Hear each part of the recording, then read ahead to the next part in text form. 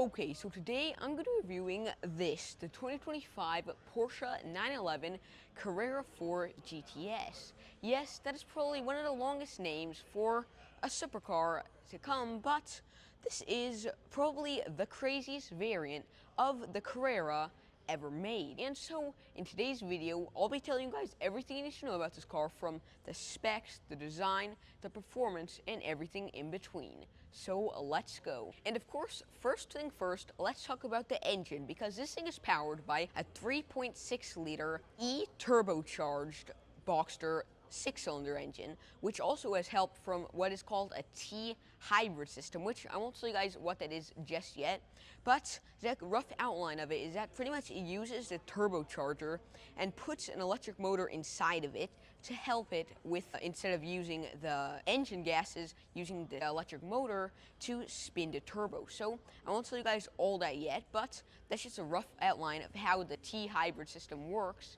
And well, that helps you create 532 horsepower and 492 pound-feet of torque, which really, for a car that costs about $230,000, I mean, that's pretty good performance figures, because something like even Ford Mustang GTD, which costs $400,000, has only about 600 pound-feet of torque. So this thing isn't far behind some of those super expensive supercars, but still, for the price, at least in my opinion, this is probably one of the best bargain supercars you could get. And well, anyways, all that power goes through an 8-speed PDK automatic transmission via all four wheels, because of that, of course, beautiful hybrid system, to help this car rocket to 0 to 60 in 2.9 seconds, and onto a top speed of, well, a pretty mind-boggling 194 miles an hour. So overall, the specs of this thing, it can keep up with some crazy fast cars. And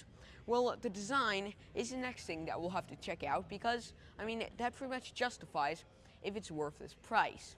But anyways, you have that insane specs, and well, even though the specs of this thing might sound crazy, all that pretty much equals to nothing if the car doesn't have a fast quarter-mile time, which I'll reveal to you guys now, because well, the quarter-mile time of this wild car is exactly 11 seconds flat, tested. So you pretty much have a quarter-mile time 1 second slower exactly than a Porsche 911 Turbo S. That's the 992.1 generation, but the 992.2 can definitely do it under 9.8 seconds. But well, this thing is crazy, because even though this is the Carrera badge, it is actually third fastest 911 you could buy. It's faster than GT-RS, a GT3, and pretty much everything else except for a Turbo S or a Turbo, because of course that is the top trim. Like, those are just the craziest. But anyways, you guys are probably wondering, well, so I've told you guys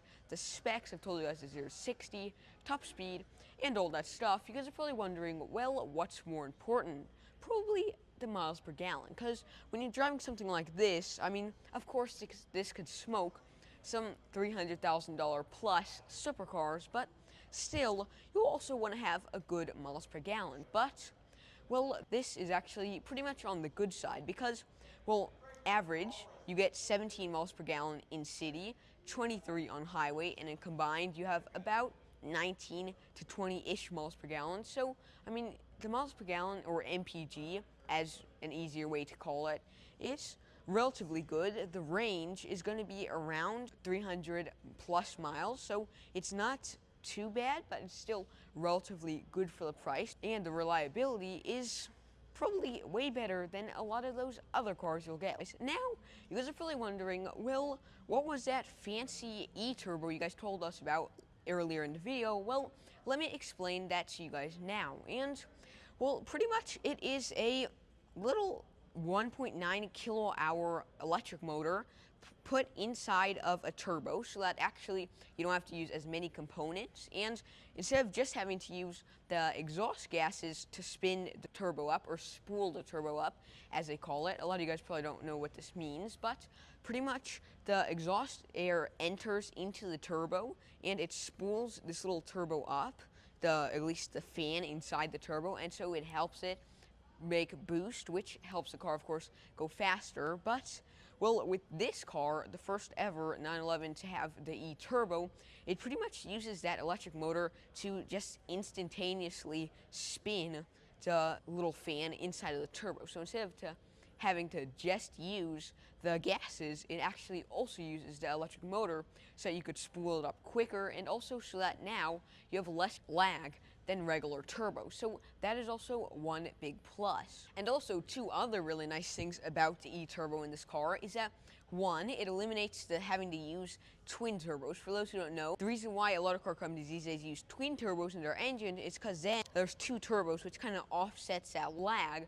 And that's why if you drive a new car with a twin turbo versus an old car with a single turbo, like an old 930 generation turbo, 911 turbo, well, that's going to have a lot of lag compared to this because, well, that's going to have a lot of lag compared to a twin turbo setup because twin turbos help eliminate that lag. And so instead of using twin turbos, they can use one turbo, and well, it won't have any lag because of those electric motors. And so pretty much that's a plus for everybody. And then also now you could actually get rid of the wastegate, so now the turbo has no wastegate, and plus now the turbo could pretty much act as a generator for the battery. So instead of having no generator, or maybe just tiny generators using separate electric motors, the electric motor inside the turbo can actually regenerate energy so that, well, you could recharge the battery while you're driving, so that is also quite nice. And so I've explained the complex system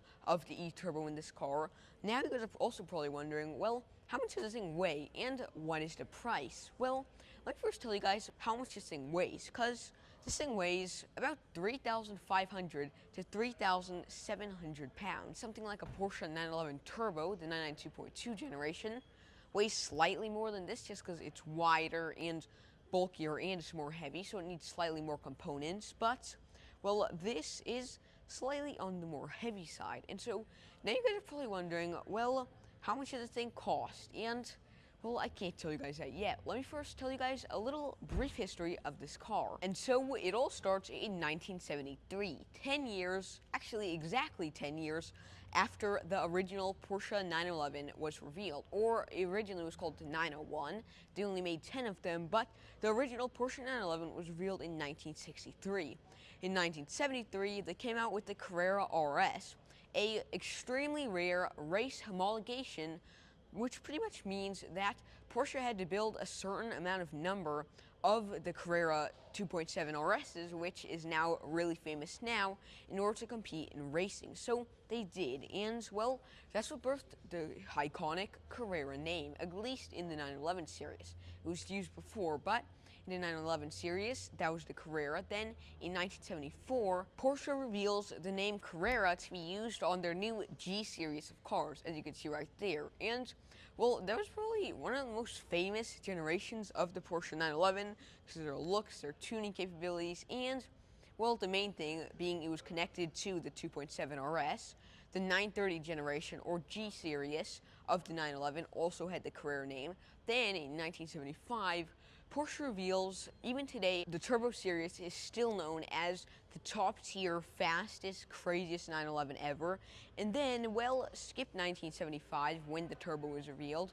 Come 1989, Porsche reveals the 964 Carrera, which you can see right there, is the first ever 911 to be revealed with a 3.6-liter engine. I believe it had a turbo, and, well, that also used the Carrera name. So in 1990, the first ever all-wheel drive Carrera is revealed, the Carrera 4, and then come 1995, Porsche reveals, well, actually, the first ever generation of 911 for almost all the models to regularly come with a twin-turbo engine and all-wheel drive. So that was also really cool. And then in 1998, I believe, they came out with the 996 generation Porsche 911.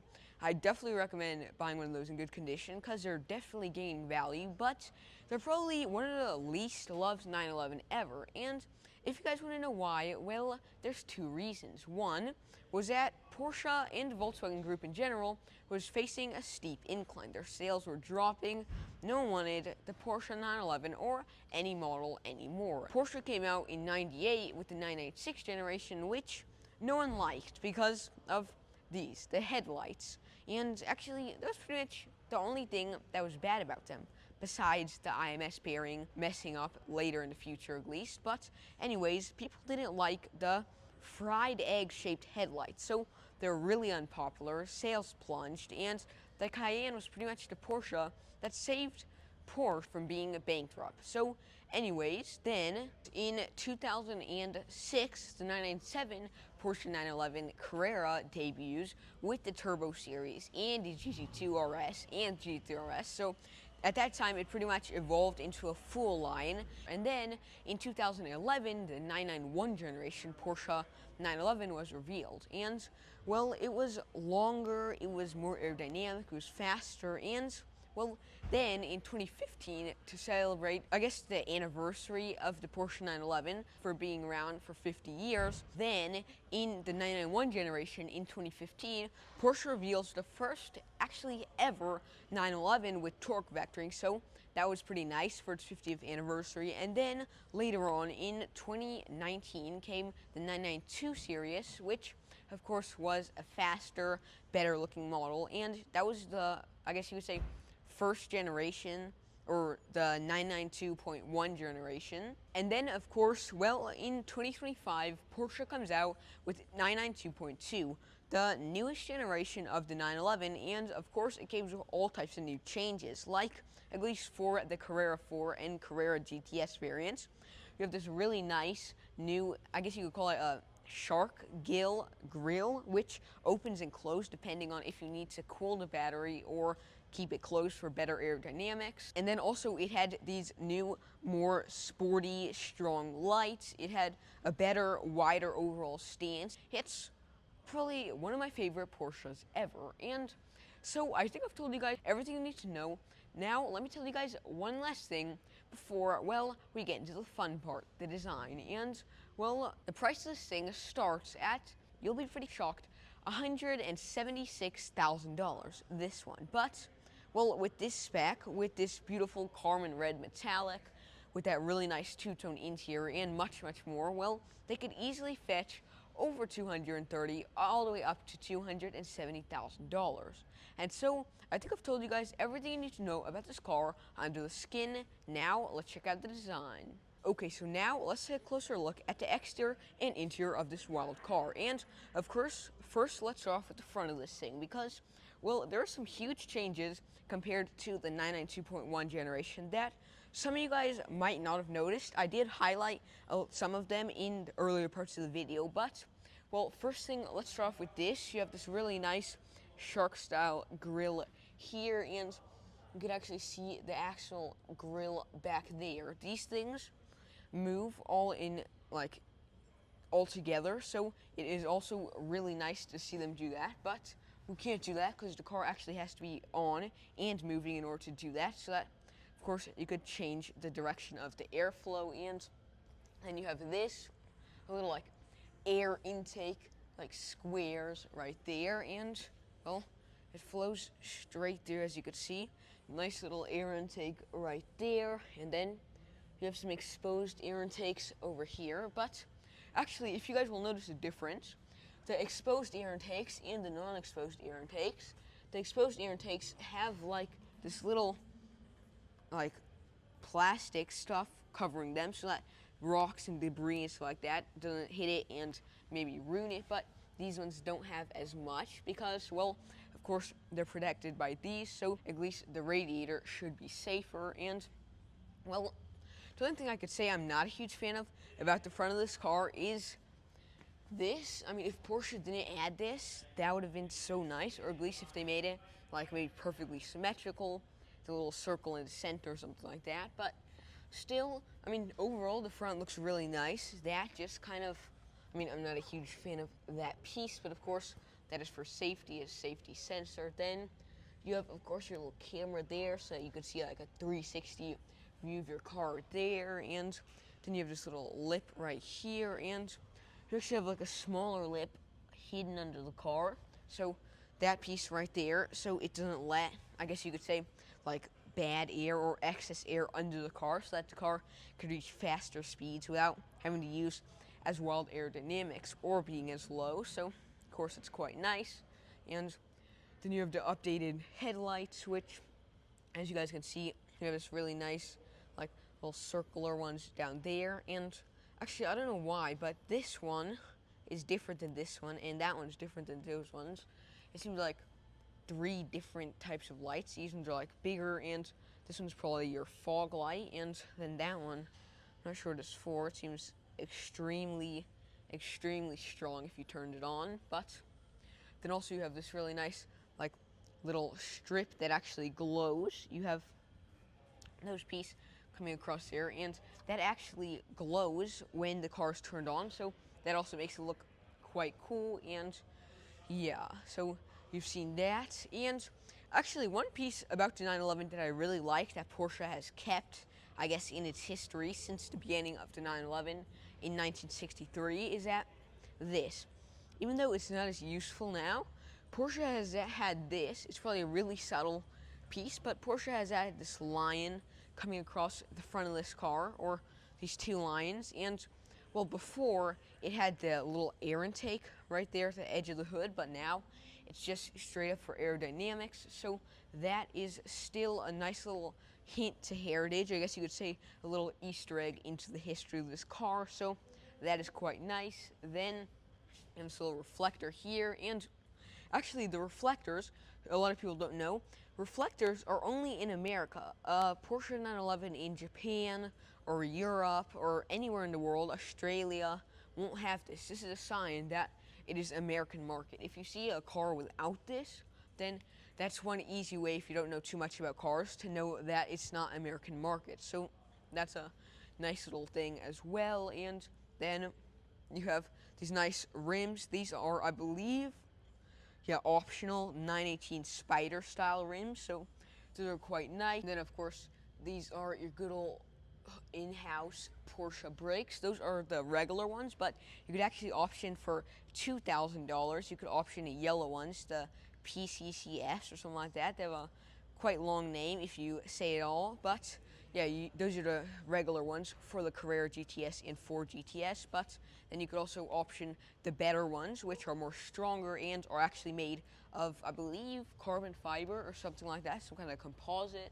And then you have T-hybrid lettering there, which also looks quite nice. You have, of course, your mirror here, which, I mean, they're pretty good size. Of course, they're made for the best in aerodynamics, so they're not extremely huge like some of those big SUVs I reviewed. And you have this little, like, strip coming all the way under the car. I don't know why, but I guess it's just for extra look. And I mean, it does give a little more depth. And then you also have this connecting piece that connects the mirror to the body of the car. It would have been kind of nice in carbon fiber, but still it looks quite nice in this gloss black. And then also you have, of course, your nice aerodynamic windshield.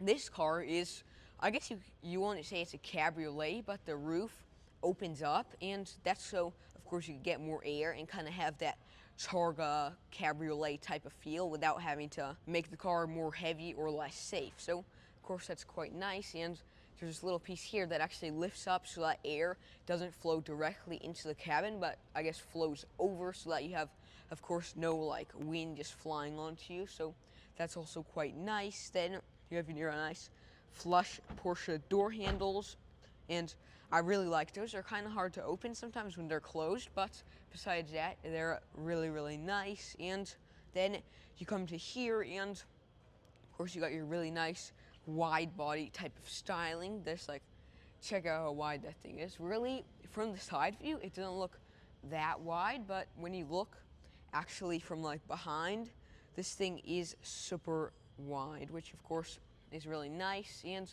then you also have this little grill piece back here, kind of like what you'd regularly find on the front of a car, but this one's in the back, of course, because this thing is rear-engined. One of the only rear-engine cars being in production right now, which is also quite special. And then you have these little air intakes here. You have these little pieces that like flow down here to kind of make the air flow into those air intakes, so that's also quite nice. And then you have, of course, your stopping light, and actually the Porsche Cayman stoplight will be pretty similar to Cayman EV, at least I'm assuming, because the shape, at least from spy shots, looks kind of the same, but that's also quite nice with this gloss black trim here.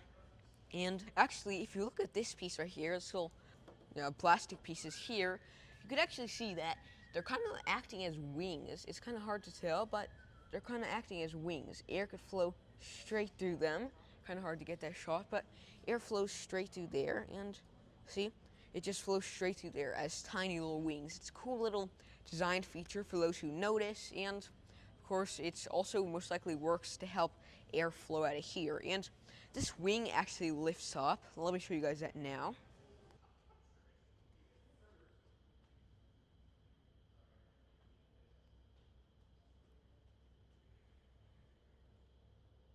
And actually, speaking of like lifting and suspension, stuff like that, I actually want to show you guys what this thing looks like when the suspension lifts up and down, because this thing actually has the option of, well, having active suspension where you could lift it or lower it depending on if you want to go over speed bumps or something like that. So that is also quite nice.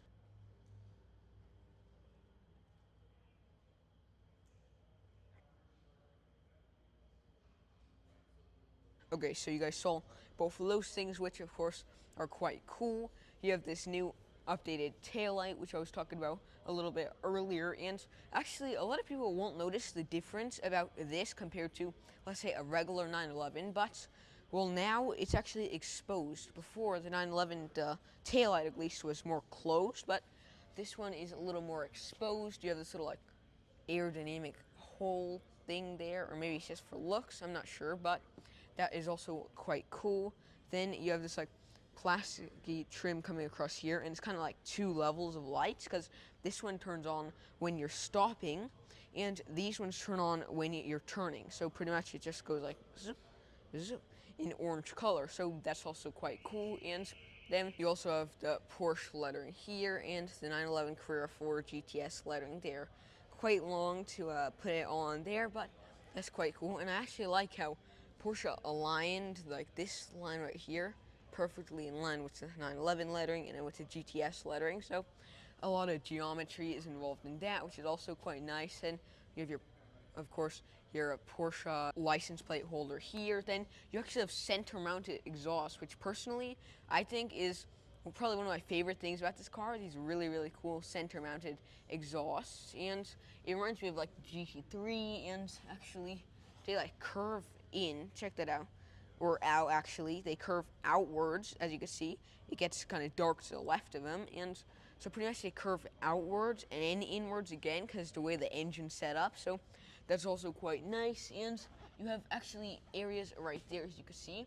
Those holes there is actually to expel hot air from this car when you're going really fast, because of course the engine gets hot in that cramp area, so you could expel the air from there, which is of course really nice. And then of course you have your little camera there, and so yeah, that is also quite cool.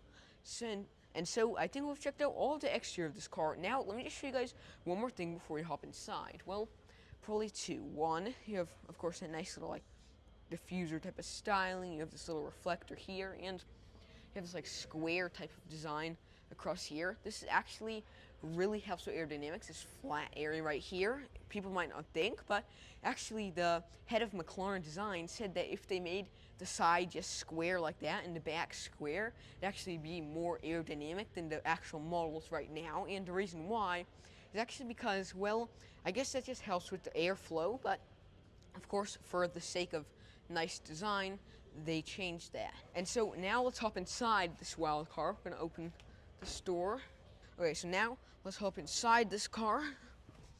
And this thing is so low, and you could tell that from inside. You of course have this window here. It's really slanted, as you guys can tell, but the view out of it of course is quite nice. You have nice leather trim here. You have of course your little AC right there, which looks really, really nice. And I haven't been in a 911 in a while, so it is so nice being inside of this thing, really. So that is also quite nice. And then, boop, that's actually a nice little hidden feature. I found out about that when I was actually reviewing GT-RS about a couple months ago. You can actually see that video in the end of this video, so stay tuned. But press it in, and you could see, of course, your really nice cup holders there, and then you could also pop this open, and you have a little spec sheet, I guess, or it shows the price and stuff, and it comes with a little book. And overall storage, it isn't too bad in there, but it's not the greatest, but still, I mean, it's relatively good. Close that up, and of course got your handle here as well, which is quite nice, and you have your Bose speakers. This is a $2,000 option, yeah, $2,000 option, I believe, the Bose speakers, and your strange storage right next to your speakers. I don't know why Porsche does this, but funny enough, they put little storage pockets near their speakers. Interesting, but yeah, then you have your little switches here for your windows, and they're actually quite interesting. They don't go all the way down, but they just make a little clicking sound, so that's also quite nice. And then, of course, my favorite little Porsche handle, lock and unlock buttons there, and then you got your little armrest, and it actually works. Yeah, it works good. Like, I could rest both my arms comfortably here and just sit back, and overall this thing has a lot of space, really. I didn't expect it to have that much, because it looks like pretty small, of course, for aerodynamics and stuff like that, but it's actually seriously spacious in here. I feel like someone 7 feet tall could easily fit in here, and, well, probably mainly because of that roof, but yeah, it's pretty nice. And you have a little storage area right here to fit like 5 candy bars or something, which is also quite nice. And yeah, and actually, speaking of, let's test out the seatbelts, the Xaaron Reviews seatbelt test. So close that up, and seatbelts are quite nice. You could actually put this thing, you could put the seatbelt here, or yeah, you could put it in there, and you could do that if you want it to be lower, or if you're shorter or taller, stuff like that. So that is also quite nice. But seatbelts, as usual, Porsche, they are flawless. How do you make your seatbelts? You gotta tell me. But these seatbelts are just flawless as usual, so nice. And the seats also, these are the regular seats, though with the optional interior, and these regular seats are also, they hold you in relatively well. I mean, this isn't a track car, but they hold you in pretty well. You have a great amount of area to rest your head on, even if you're tall, so that is also quite nice. And, well, you have little pieces here so you don't slide around, so yeah, that is also quite nice. And so these seats are, of course, really nice. You have this black and tan trim, which also looks really, really cool. And yeah, then you also have a little storage area or something in here as well, which is quite interesting. But anyways, you have that, which is very cool, and a little carpet that says Porsche on it. And this one has the optional like wood trim. I believe it's ash wood trim or something like that, but it has this nice little wooden trim here. And actually, before we check out any else parts of this car, now let's check out the screen of this car. Okay, so now we got the screen on, and of course you got your navigation. Let's see. I mean, I like how they did this thing with the like sky and then this blue, almost like you're looking at like the edge of the earth or something, but that's quite cool. And I mean, it's not the highest of tech. The screen isn't, I mean, that great. It's slightly quicker than before, but still pretty laggy. You go back home and you have media, phone, you can look at vehicle, and that's, you could put on drive mode, chassis. You could put it in like the sport chassis if you wanted to. I'm not gonna do that, but then you have sport exhaust, you have start stop, spoiler extend, assistance, trip, comfort, and you could have like ambient lighting. Whoa, actually never saw ambient lighting in a Porsche, but okay. I guess there's supposed to be ambient lighting somewhere around here. Let's see, I could turn it up if I want to. Screen, it's relatively quick, the screen. It's kind of nice, and so let's maybe turn it to red, sporty type of red, and oh yeah, okay.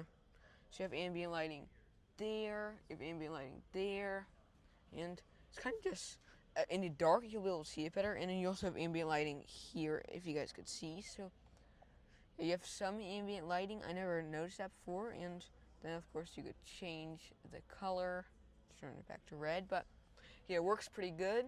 So you have some little ambient lighting here and there just to give a little nice mood. Then you have devices, notifications, CarPlay, of course. You have climate, and you actually don't swipe across, but you swipe up and down. You have performance, interesting. So you can see your tires, you can see your drive, energy, so state of charge and stuff. Oh, so it shows the battery, and I'll actually check. So I guess the engine charges the battery, and if you go to drive, you can see how much PSI or turbo's making, which is also quite nice, and you can see torque, or you can see kilowatts, so that is quite nice. I don't know, it shows so like black lions, but that's also quite nice. You have updates, smart device, you have video. So I guess you have video, you have weather, of course, which is also quite nice. You have to be signed in though to see those, so they know your like location and stuff. But overall, the screen, I mean, it's relatively simple. It's not hard to navigate at all. You have, of course, that.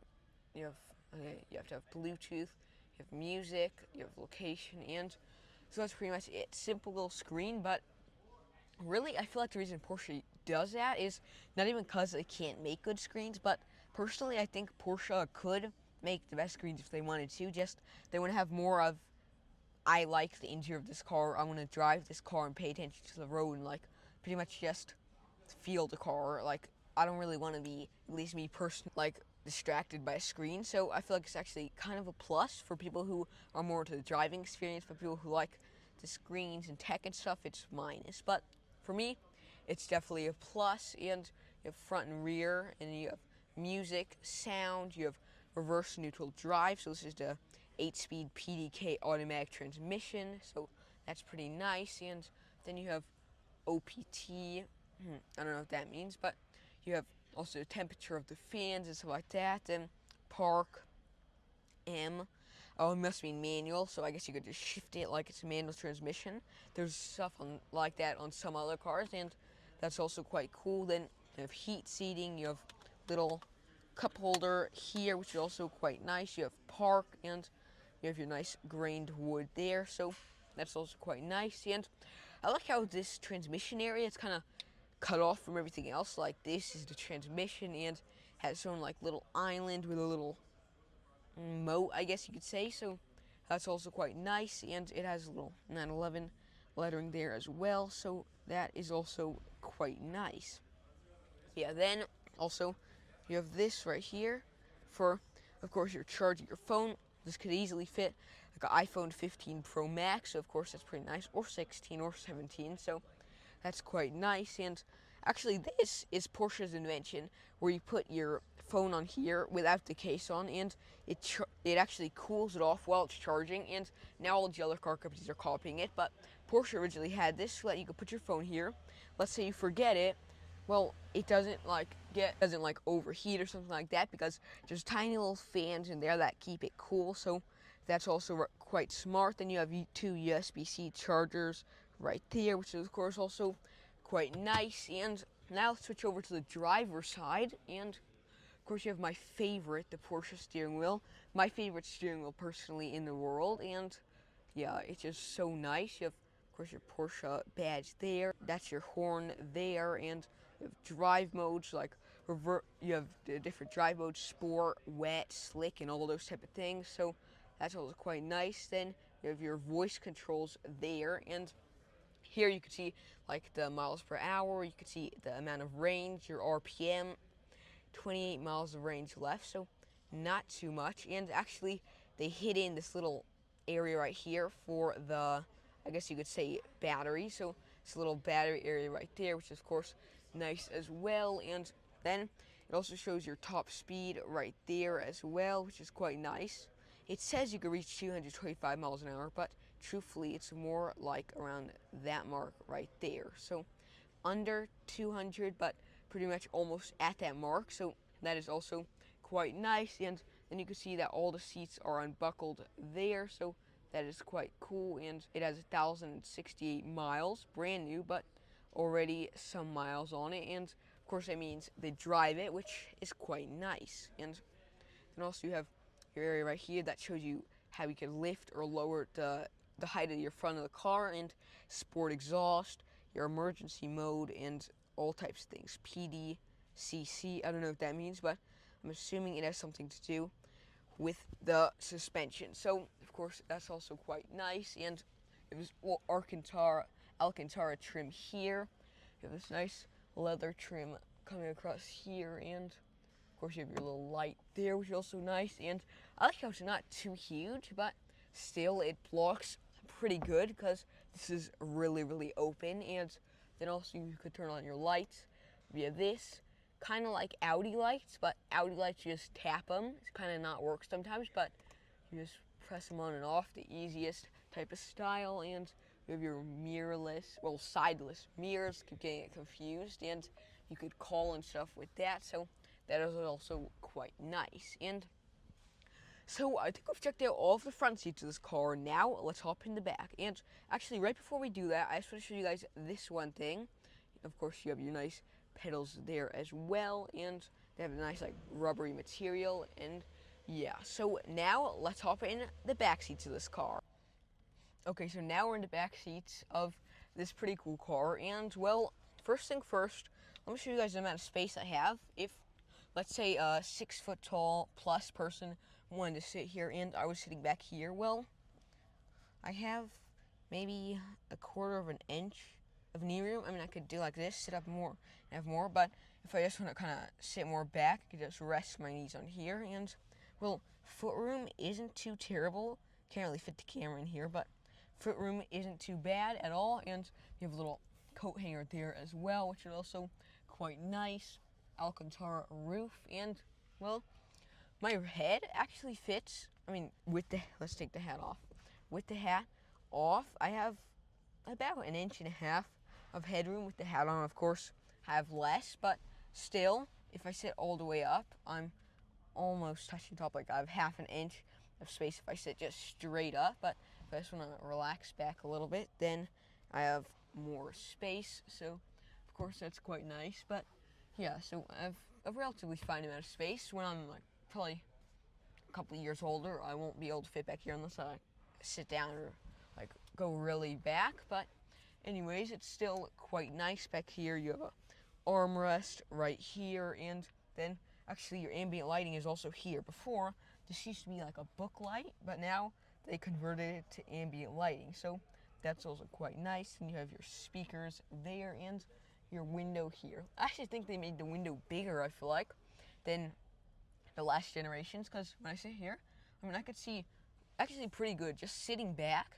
I could see better out of this thing than out of the Cadillac Escalade IQ that I reviewed before. You'll also see that in the link at the end of this video. But anyways, that is also quite nice. And yeah, then you also have nice storage back here. You have a little window here, and you actually have a frunk up there as well, which, I mean, isn't the biggest, but still, it's quite nice to have a frunk up there. And you could, I guess, put child seats back here. I don't really know how much they'll be able to fit back here, but still, they will have a relatively fine amount of space if the parents aren't humongous. But anyways, that is also quite nice. And so, yeah, I think we've checked out all of this car, all of this really cool car. Now let's hop out and near the end of our video. Let's just, yeah, I'll see you guys hopefully a little later.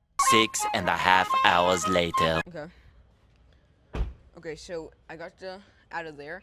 Now let's near the end of our video. So I hope you guys liked this video. Remember to like and subscribe to Xaaron Reviews, and see you all later. And also, let me ask you guys 2 favors actually. One, please check out my Instagram where I post all the coolest, I guess, car photography that I can make. And 2, check out my X account or Twitter account where I post all of the latest and greatest car news. So I hope you guys liked this video. Remember to like and subscribe to Xaaron Reviews, and see y'all next time.